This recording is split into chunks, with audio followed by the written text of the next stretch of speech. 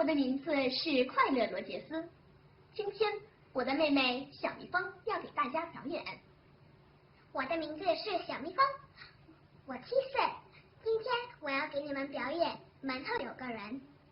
门后有个人，手里拿个盆，砰一声响，是 Je m'en suis rendu compte quand je suis venu en Chine dans les années 1980. La Chine serait le prochain grand pays du monde. J'avais l'habitude de dire aux gens, apprenez le mandarin à vos enfants. Et puis j'en ai eu un. Alors, que dois-je faire maintenant? Quand avez-vous compris que ce pays était en pleine expansion? 1988, I drove my motorcycle from Shanghai to Pakistan. En 1988, j'ai conduit ma moto de Shanghai au Pakistan, en traversant toute la Chine. J'étais stupéfait chaque jour. Il y avait tous ces gens qui travaillaient de l'aube au crépuscule, dans les champs, partout.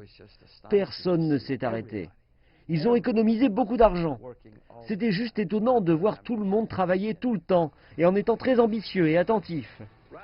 Je traverse la Chine à moto, quelque chose que je voulais faire depuis aussi longtemps que je me souvienne. Je ne vais vivre qu'une fois. Quand je mourrai, je ne veux pas que les gens disent de moi que Jim Rogers était un grand investisseur de Wall Street. Et c'est tout. Je veux aller sur place et voir ce qui se passe dans le monde. Je n'ai ni femme, ni enfant, ni responsabilité. Pourquoi pas? Je pense que j'aurais vraiment fait une tournée de Pony Express. Je fais ce voyage juste pour moi. Je me fiche d'être à la télévision. Je n'ai même pas de télévision. C'est mon voyage, 8000 km. 36 jours, de Shanghai au Pakistan. Ce sera l'aventure parfaite.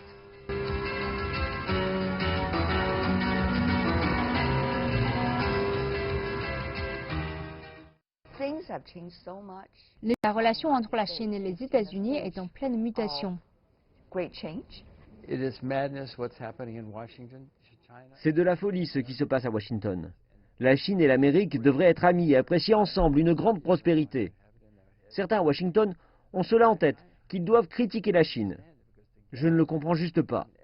Partout où je sois allé en Chine, les Chinois adorent les Américains et l'Amérique.